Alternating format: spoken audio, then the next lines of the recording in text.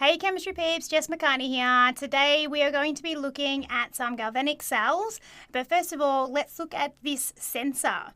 Now as you remember from last year that galvanic cells are big size batteries and what they do is they obviously give us electrical energy, which we're going to talk about, but they are also used as part of sensors. So as you see here, the sensors that you may use in your labs. So using the electrochemical series involved within a cell, the galvanic cells have found applications such as sensors to analyze different analytes. So pH sensors, gas sensors, biosensors, all different types of sensors will use the electrochemical series to be able to analyze this. So a different concept where we're using those redox reactions and galvanic cells. So what we're looking at is primary galvanic cells today. We are going to look at the common design features and general operating principles of non-rechargeable galvanic cells. We're going to look at how it converts chemical energy to electrical energy, because that's the main purpose of a galvanic cell.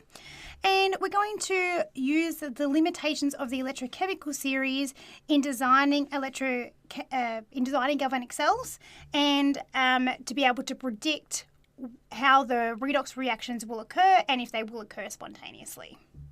So when a redox reaction is spontaneous, we are able to harness this chemical energy when it's being transferred to electrical energy. So if a reaction is normally spontaneous, it will react together, generally will produce heat.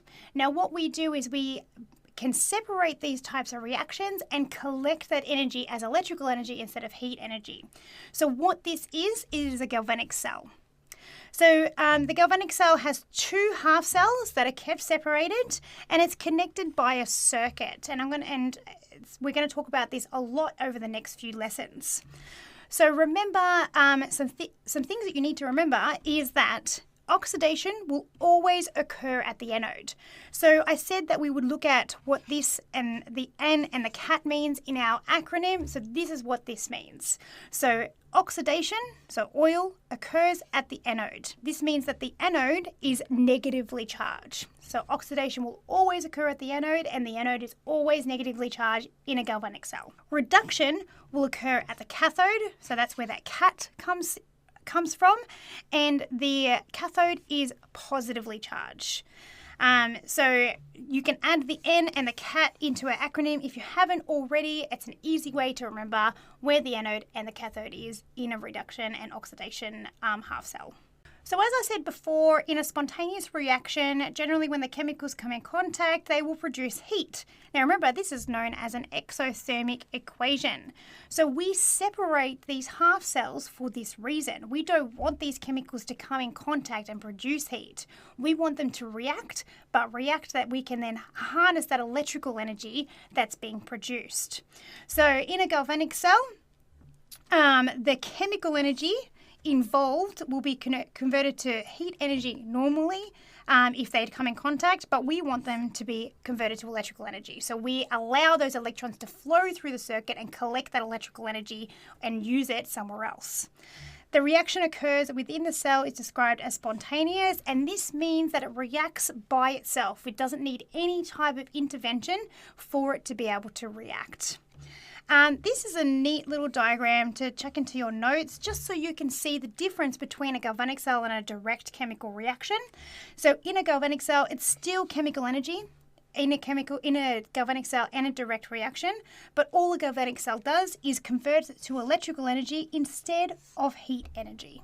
So when we're looking at galvanic cells, we need to use the electrochemical series to help us identify which would be better suited for the half cells. So we need to be able to know how to read this electrical chemical series. So if you remember from last year, it is a ranking of chemical species in terms of the oxidizing and reducing strengths. So how well they cause reduction and oxidation.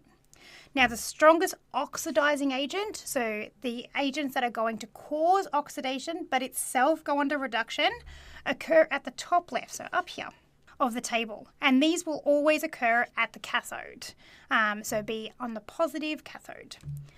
The strongest reducing agent, so the things that are causing reduction but itself going under oxidation, will be on the bottom right, so down here. And these will always occur at the anode. So when you're looking at what will undergo oxidation and what will undergo reduction, the easiest way to see which is on the top and which is the bottom. So on the top, they will undergo reduction, and on the bottom, they will undergo oxidation. So to summarize, a redox reaction is spontaneous. Now, using these spontaneous reactions, we are able to harness the chemical energy that's being transferred into electrical energy. So stopping it going into heat energy and harnessing it into electrical energy. And this electrical energy can then be used. A galvanic cell is an apparatus that consists of two half cells connected to a circuit, and this is what allows us to collect that electrical energy. Oxidation always occurs at the anode, and the anode is negative in galvanic cells, while reduction always occurs at the cathode, and it is positive in galvanic cells.